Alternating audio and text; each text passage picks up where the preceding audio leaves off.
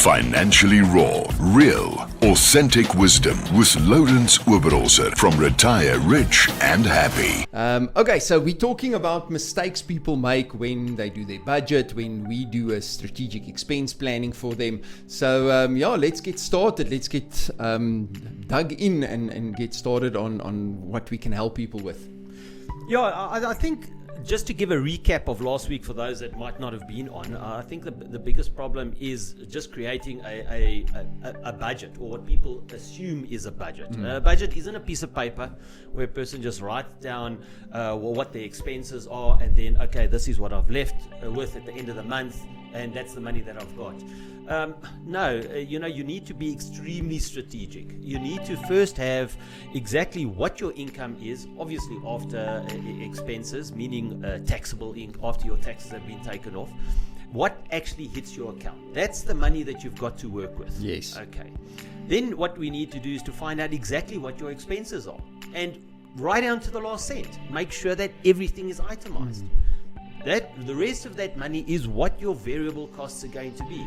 And then also you need to look at, well, if those are my variable costs, how can I minimize that as much as possible? Yes. So that I can keep tabs on it. Try not to keep it all in one account. Try and split your variable and your fixed. You've got more control. You can actually see it. Yeah, sorry. I think maybe just explain to the listeners exactly what our definition of variable cost is and what is the fixed cost. Okay, 100%. Yeah, I'm just assuming that you guys were on last week. So yes, let's go over that again. Yeah. Okay, fixed costs. Fixed costs are those items that happen every single month that are almost the same, like your electricity, DSTV, Netflix, your bond payment. Those things are your fixed costs. They're literally the same every single month. School fees. You can't change those things. They come off generally as an EFT or as a debit order that you pay over. That's your fixed costs. They're going to happen every single month regardless, okay? Variable costs are things where you got a little bit more control of. Groceries, for instance, fuel. You going out for a dinner, buying something for the dogs or the kids, or something that happens. The amount that you pay on that varies every single month. Okay, so that's the one where you have actually got control of, and you can also then obviously take visual attention of your variable costs, and you can start saying, okay, if I pay a little bit less on this or a little bit less on that, take control of the smokes, the booze, the amount of groceries, depending on where I purchase it from, those kind of things. Your savings per month can then be added into your fixed costs, what's left there, and that can go into getting rid of, first of all, your unsecured debt. Okay, so that's the variable cost. And what we teach is that you need to have basically two budgets. Yep. People think, I've got a budget. But you basically need two budgets. You need a fixed cost budget, so you need to know what your fixed costs are. And then you need a variable cost budget. And your variable cost budget is what you can spend. And you keep track of that. And that's why you're saying we talk about your fixed cost account and your variable cost account. Have a separate account for your variable cost so that you have one water level. We call it the bucket system. So you fill your bucket and you have one water level that you can check throughout the month.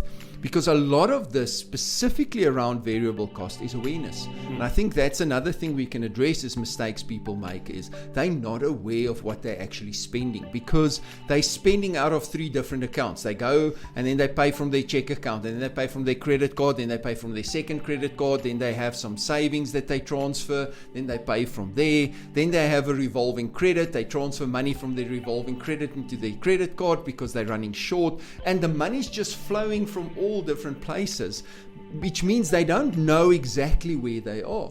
And what I usually explain when we do the presentation as well is and then we go and we say, well, I don't have discipline with money. I can't discipline myself. But it's mostly an awareness issue. It's not a discipline issue. Is if you don't know where you are, it's much more difficult to be disciplined, because you don't really know whether you can or can't. Yeah. Where if you don't know and you walk in and you see the red shoes, then it's much more difficult to say no, because you have no idea where you stand against where you should be at that point in time. I think, like you say, it's all about awareness. Where is that rand or those rands going to? am I happy that it's going there? You know, if you're happy that it's going there, fine. Cool beans. Exactly. 100%. If you are aware that's where it's going, fine. But if you are tracking your variable costs and you see, gee whiz, I'm spending a little bit too much on these items, if I just be a little bit more aware of when I'm spending my rands and where it's going to, you're taking control. That's all we're doing, is offering you the opportunity to take control of where those rands are going. We're talking mainly about the variable costs, but your fixed cost account, debit orders or that come off. Let's just look at Tracker, for instance. A lot of people are working from home nowadays, so they're not using their vehicle as much as what they should, or as much as what they were. So why are they paying the 250 Rand a month for Tracker when there is 119 or even a 99 Rand for their Tracker on their vehicle? So look at that. Yes, it's only 100 and something odd Rand, but if you add up all those, it's only $100. It's only $100. It's just have a look. That's all we're saying. And the only way to have a look is pull your statement, start from the top, and write down every single item. Exactly. The worst part is drawing cash, because you don't know where that cash goes to. And it's like that, and it's gone. And it disappears. I mean, a lot of people that we're working with, there's a cash withdrawal, When you ask that person, well, what did you draw? Why did you withdraw it? Yes, some of it is for the gardener. Okay, and I can understand that, but then at least they've got it there. It is an exact amount. It was for the gardener, 100%. But a lot is, I gave my child this, I gave my little one that, etc., etc. At the end of the day, you don't know what it's used for. Exactly. And that's where those holes are. And that's all we're doing, is helping you plug the holes. No, it's that snowball effect. 100 Rand here and 100 Rand there. That 10% that we talk about on the average middle to upper middle class family overspends by at least 10%. And we spoke about it last week as well. That 10% is not made up with one big expense. No. It is a little 100 Rand here and a 200 Rand there and a 50 Rand there and a 59 Rand there. And before you know it, that is 10%. And I know it sounds, when we say it, that people will sit and say, come on, how do you get there? When you work with it practically, it's like this, and you've got your 10% made up, 2,000, 3,000 Rand like that. And people can't believe how much money gets wasted. And another waste that people also don't put on a piece of paper with their budget is their banking costs. Oh, yes. Every time they go and use their card or go and draw cash, it costs you money, especially if you go to a different ATM. I mean, if you're at Nedbank and you use Nedbank, the fee is very low, sometimes zero, depending on which bank. But some banks charge you huge amount if you don't go to their bank. So those add up at the end of the month. You look at some banking costs, say 1,500, 2,000 Rand just on banking costs. I sat with sorry I'm interrupting, but I sat with a student the other day, and we did their first SEP. And you know how much it was, like, I can't remember exactly, but it was like 72 Rand or 78 Rand or something like that, just on notifications that was sent because of payments made. You know, that automated SMS that gets sent to the person. Yes. The email that gets sent with confirmation. Those little things is 1 Rand, 2 Rand, 1 Rand, 2 Rand, all over. It was like over 70 Rand that they were just spending on notifications. Yeah. Said, why? Why are you doing auto notifications if you can just as well download it and send it through your own email? Yeah. But we put it on and we don't even think about it. Yeah. And then also some people that are, I can't remember what the description was exactly, but she was an accountant, and she had to belong to some kind of, it was some software or something that she had to use. Oh, okay. But she hadn't used it for so long. Yeah, this amount was coming off. It was like 380 Rand a month. She's not using it anymore. Some people will say, oh, well, what's $380? Well, it's $380 which could... pay for bank charges. Exactly. Pay for something else. 300 Rand extra on your unsecured debt. Exactly. Builds that momentum. Gets rid of the interest rate. Brings everything down faster. And that's the thing. It's the small things. It is not the big things. It's Yeah. the small things. It's the same when I say how people get in debt. People don't get into debt issues as a big once-off. It happens, but very seldom. People get in debt with small amounts, 1,000 rand here, 2,000 rand there. The kids need to go on a sports tour. There's 2 grand. Yeah. It's like a little bit that gets worse and worse and worse over time, and then they consolidate into a loan, and then it builds up again, and before you know it, you're sitting with 200,000 rands worth of unsecured debt. But it doesn't happen as 200,000. No. And that's the same with expenses. It's the small little amounts here and there that you can cut down on. Yeah. Another thing that you spoke about that I wanted to expand on is you talk about the money coming in and the expenses going off, but people need to start looking at their pay slips as well. Too many people forget about what they earn and just look at what is paid into their account, forgetting that there's still expenses going off. We had a client that we sat with, remember, last week or this week, with all those expenses coming off his income before his net thrift. income. You also had a thrift coming off. So he gets like, say, 40,000 rand a month, but in essence, what actually gets paid into his account is like 22 or 23,000. All of that money is lost somewhere. And if it's a stop order or it's something going off your account, off your salary, make sure you understand what it's for, and if you can improve that and not have to pay that. And also, it could even be paid up. Someone somewhere along the line has forgotten to put Take it it's off. paid. And this item just keeps on coming off. You're not going to gain interest.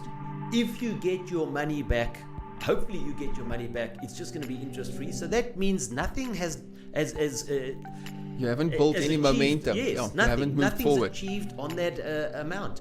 And exactly what you say. Also, look at your those pension funds.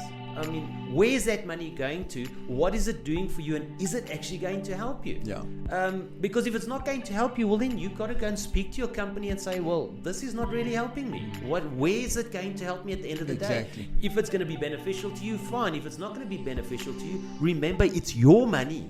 So you can say where you want it to go. Yeah, people have this idea that because it's a company, a group scheme, I have no control and I don't want to know about it. The company's sorting it out. You need to take control. You need to understand what's going there and keep the company and the company that does the group scheme for you accountable. They need to tell you what you need to have or what you have and what it means. It's your right to know these things. Yeah. Don't go to HR and then let them say, we can't give it to you now, and you just accept it. Yeah. You must really stand on your rights. But we're digressing a little bit now. That's true. Another thing that's important here is, I made a note here, is about embracing your true expenses. And that's what you said, to the cent.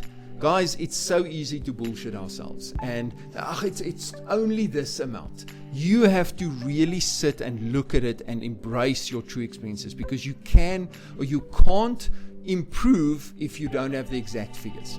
If I sit with a student and that student says to me, my coffees and takeaways is only like 1,000 rand a month, I can't save on that because I don't know, because we don't know what the exact amount is. Then we say, well, maybe you should cut it down to 700 rand, but the student is actually spending 3,000 rand on because he doesn't know. So it's important to embrace your true expenses. If you really want to improve, you first have to know exactly what the situation is like. And then I think the most important part is once you've started, and it's the biggest bugbear for anybody is to do something different, change. Because this is exactly what this is. It's change. So it's taking control, it's change. People don't like change. Let's be honest. How many people do we work with? But they don't like doing it initially. But once it's opened their eyes, they can see, wow, there's value. Yes. Because they can see an outcome. But once you've done it, you have to stick to it. It's a lifestyle change. You have to take control every single month. It's not doing it once because you will regress back into the way. And the biggest way of explaining this is the exact same as losing weight. You either have to change your lifestyle permanently. Yeah. Because if you Can't don't, go on a crash diet. you're going to put on more weight when you start. And that's the same as your expenses. I've seen it. You start working with a student, the first 2-3 months, they're excited, they're keen, they see all the benefits, and then they sort of back off. And you go, I need to see your figures for the month. No, I know what I'm doing, everything is fine. 3 months after that, they're back to all their old habits. Yeah. They're back to doing what was comfortable and easy. Remember, you got into the situation because that was the most comfortable route. Yeah. Because you'll always take the most comfortable route unless you consciously decide on taking the right route. And also, doing this and seeing the value that it gives people, we suggest that you push through that little dip that happens after 3 to 4 months, and you do this for a year. You have to, the only way to change a habit is to continuously do the same thing, and especially with this, I would say at least for a year. After that, well, then I would say a habit is kind of like set. But don't just leave it, because we'll always go the easiest path. No matter how we are or who we are, we will follow the easiest path. It's just a natural way of doing things. Exactly. So if you just keep knowledge to it, and I'm not advocating slowing down and doing it every 2 months. Please, I'm not saying that. But just stick to it. You will obviously see the outcome and the benefit that it's going to give you and your family. Yeah. So there's one thing that I want to address, a mistake, and then we can go on to some more of your list. And one of the biggest things I think people make the mistake is they don't make the time to actually do it, to actually budget, to actually sit and look at their money. How often do you get students saying to you, how much time is this going to take every month? As if, it's so hard to make this sacrifice. And if it's important, you'll find a way. If not, you'll find an excuse. So the question is, how important is it to you to make the time? It's not about finding time. It's about making time, because you'll make time for important things. Let's be honest, like you say, it's about everything in life. How important is it for you? And yes, I'm going to be honest, because it's something different. The first time you do it does take a bit. It's like doing anything for the first time. There's a little bit of an effort involved. It's something new. There's a change. You've got to now itemize everything. Yes, it's a pain in the butt. But the next month is half the amount of time. The month after that, you're starting to create a habit. The month after that is literally 15 minutes. The more you're going to spend more time speaking to your coach, asking him, yes, so this is what I've done, this is what our projections are, this is what I spent last month, how can we just lessen that a little bit more so that I can spend more money onto my unsecured debt? Now you're starting to make this work for you. Yes. And only when a person sees the value in how this system is going to work for them, then time means nothing, because now their money is working for them and not them working for their money. Yeah, so the thing is I always say to people, what you've done in the past has brought you to where you are at the moment. So if you want to get to a different destination, you have to do things differently. And one of those things is to actually invest some time to really look at it and really have a plan and have a journey. And it's so important to know where you are before you start planning where you're going next. It's like if I say to you, I put a blindfold on you, drive around, I drop you off somewhere, and I say, okay, get to Cape Town. What's the first thing you're going to do? You're not going to start just going in one direction. You're going to go and say, okay, so where am I? So that I can see where my starting point is, so that I can start developing a direction to get to Cape Town. And that's the same with this. Most people are blindfolded with their finances. They have no idea where they are. And then they want to start budgeting, and they create this fantastic budget, moving them in a certain direction, but they don't even know where they're starting from. So they never get to that point. So you first have to determine, okay, where am I? Get my bearings? Where's the sun? Where's the Southern Cross or whatever? So that you can figure out where you're starting from, so that you can choose a direction. And also, I think people don't understand that when it comes to working with finance, not everybody is apt with it. Not everybody has that knack.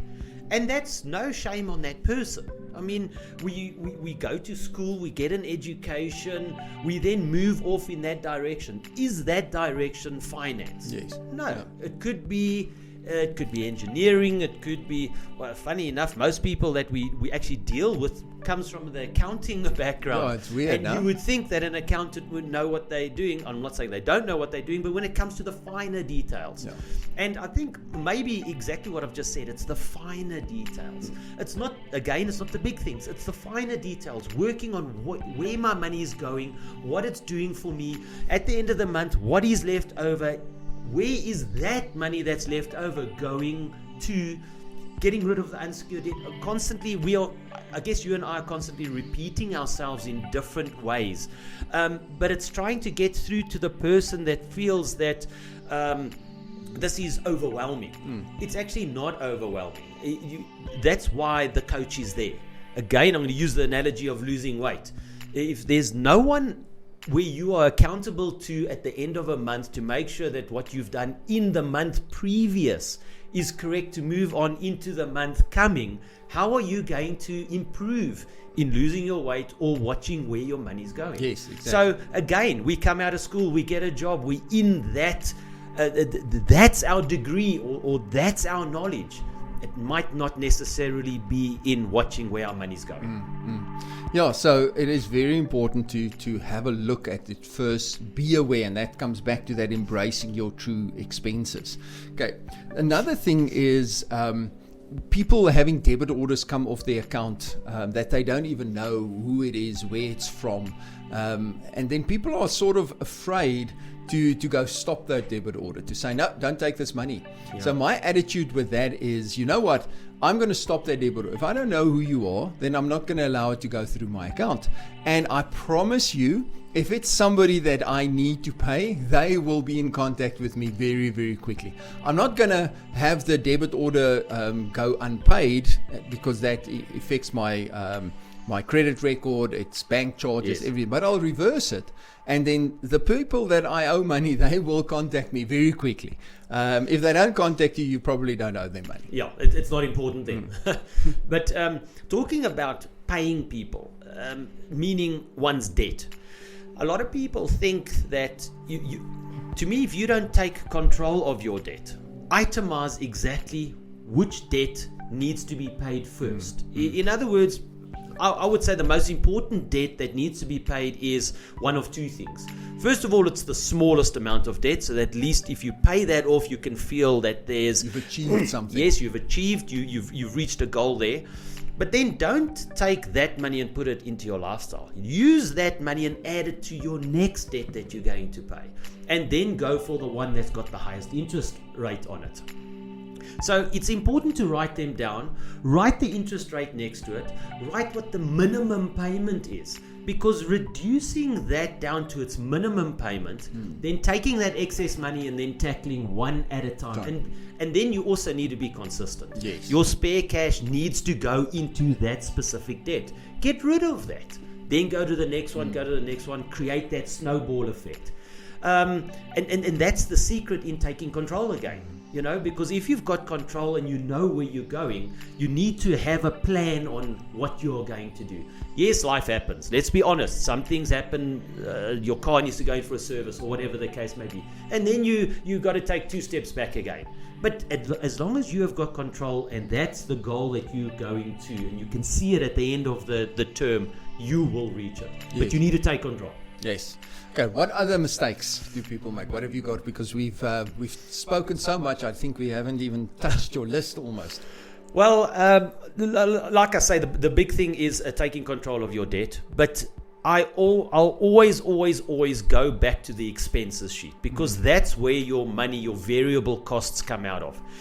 And split it between your fixed, your variable, and then monthly and once off. Write down next to it. Is this a monthly thing? Groceries are monthly. It's a variable cost, but it's a monthly cost. It's going to happen every single month. But then you can also see how much more one month you're spending on groceries compared to another month. Okay. You know, so try and take a little bit of control there. Another thing is your once-offs. These are the things that you take off Take a Lot. Okay. Now you might put a purchase there on Take a Lot, but you might have a delivery on that. So take control of that. Find out how much that delivery would have been if you take it through there. Yes. Take a Lot might have a store close to you. yes, it might be 5 kilometers away. Go and pick it up. Instead of having it delivered. Again, it's those small things that people think is not such a big deal, but at the end of the day, it adds up. But if you write down the once-offs, I've got this one client. He's got a bit of a hobby, and this hobby, obviously, he spends a lot of money, obviously, on his hobby, and but he's got a lot of once-offs.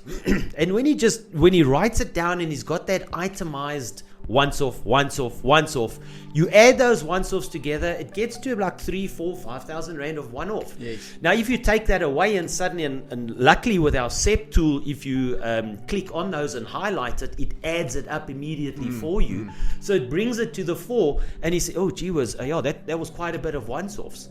And so he just reduces that, sees what he's going to save next month if he doesn't spend on those once-offs, and that goes into his unsecured debt. Again, all it is highlighting.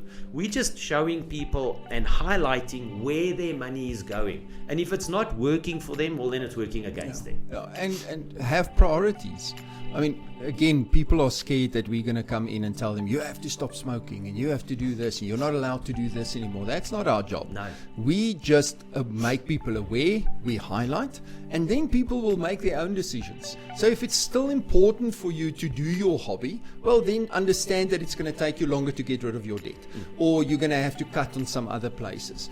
But again, once you have those priorities and you choose to do it, even if it's still spending $3,000 a month on your hobby, at least now you're in control. You're choosing that above choosing to do something else. And that sense of control permeates through everything in your finances. Because people don't choose, they just randomly do without awareness. They are out of control, which means everything feels out of control. But when you give them a sense of control, I chose to spend the money on this instead of on that. Even if it was the wrong, and I'm putting that in little inverted commas, even if that's the wrong place, at least they've chosen that. And that sense of control helps with other areas again. I mean, if you take, if you take your variable cost account, and in that account, you create smaller budgets, okay? So I've got X amount budget for once-offs, okay? So you're creating a spoil for yourself, but you're taking control. So I've got X amount. So this month I can only spend so much on my hobby, okay? And I can only spend so much on this, and I can only, not that we're telling you that you can only, we're just saying you are now taking control. Then at the end of the month, you will see that you're not going to go over. You're keeping it within your limits. And then because you're doing that, some months you might not even spend that money, which means then you have more money to spend on your unsecured debt, or more money into your reserve account, or more money into that capital that you want to build to create your financial freedom. Yes. So again, it all falls down, like you said, to choices and taking control. As soon as you see, and let's be honest, as soon as you see, well, I've spent a little bit less on this, a little bit less on that, a little bit less on this, you might then adjust your budget that you have on certain things. And then those things will be able to create more of a surplus money for you at the end of the month. Yes. And that's exactly what we want. That surplus can be used for maybe a holiday that you're saving towards to, or again, saving to create a better reserve account, or whatever the case may be. But it all depends on how much of a control you want to take control of your money, your expenses. Okay, so we've got another 10 minutes, give or take.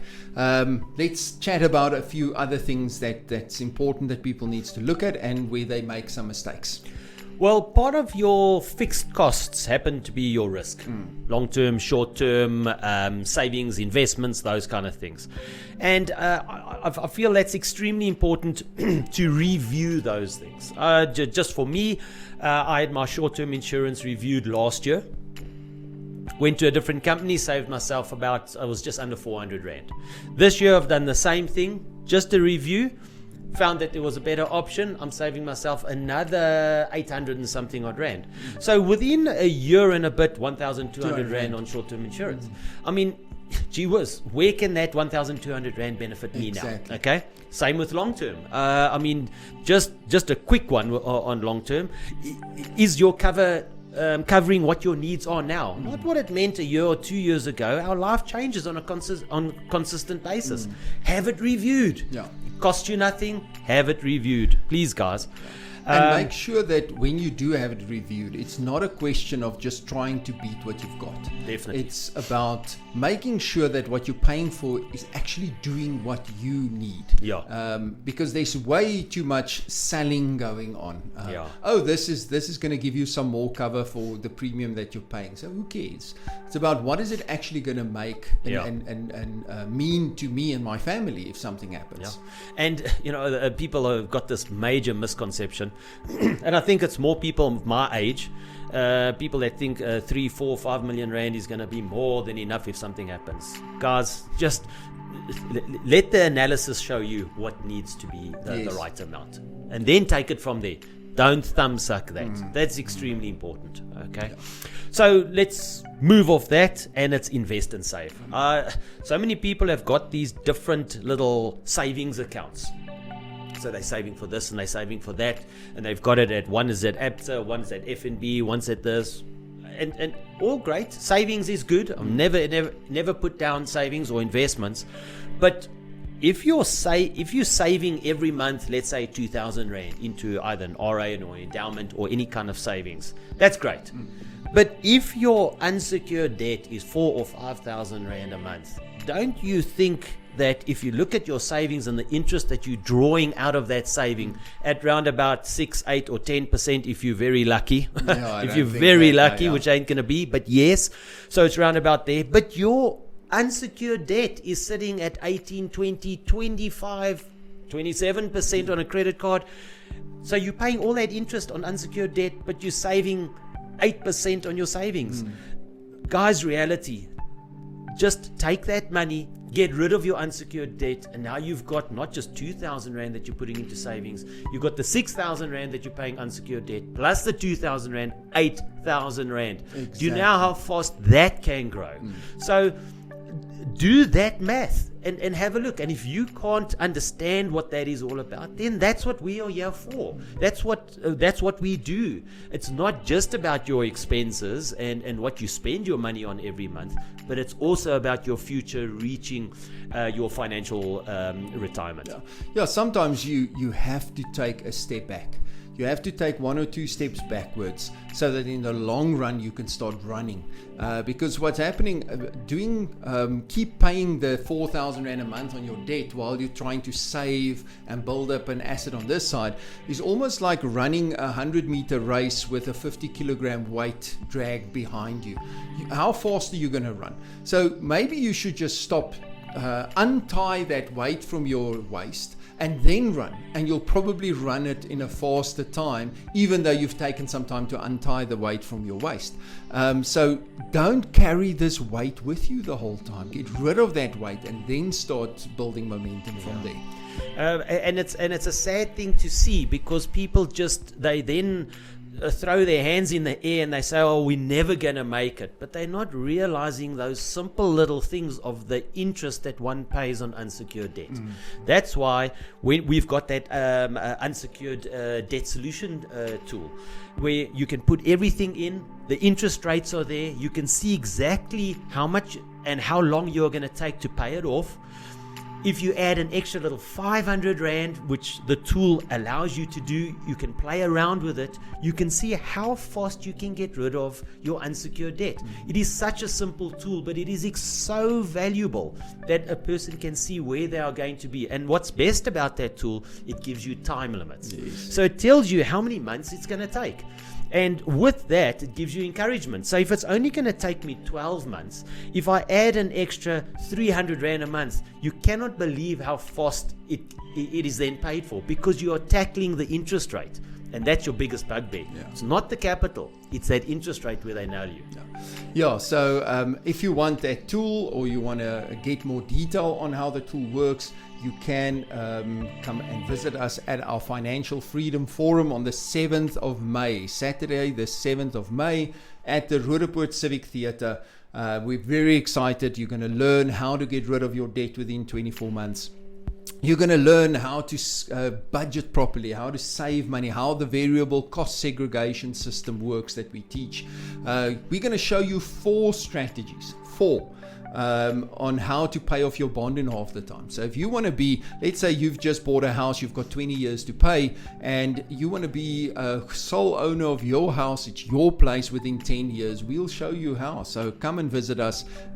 Send your contact details to info@retirehappy.co.za, and our office will be in contact to book your free tickets. And if you want the tools included, you can do a VIP ticket. The VIP tickets are $4.99 per person, which includes lunch, it includes coffee and muffins. I almost said scones. There might be some scones as well.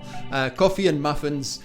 You get to meet our VIP guest, our celebrity guest, which is Natasha Jacobs from Getroud met Rugby. Those of you who don't know, it is a soap on Kyknet. So she plays Amanda, I think, on Getroud with Rugby, the villainess in the story. But you can come and meet her. We've also been coaching her, so she'll be sharing how this has changed her opinion and her way of looking at her personal finances as well. So I'm really looking forward to sharing that with you. Warren, thank you. Thank you for sharing your time with us this morning. I really enjoyed our chat. We went all over the place, which is amazing. I love it. So guys, enjoy the weekend. It was good to chat with you, and we'll chat again next week, Thursday, same time, same place. Hey guys, Lourens here. Thanks for watching this video. I hope you found it informative and you got some benefit out of it. Please add in the comments any questions you might have or any other topics that you would like me to talk about. Please subscribe to our channel, hit the bell button so that you can get notified of any new videos that we post so you don't miss anything. Thanks guys. See you around.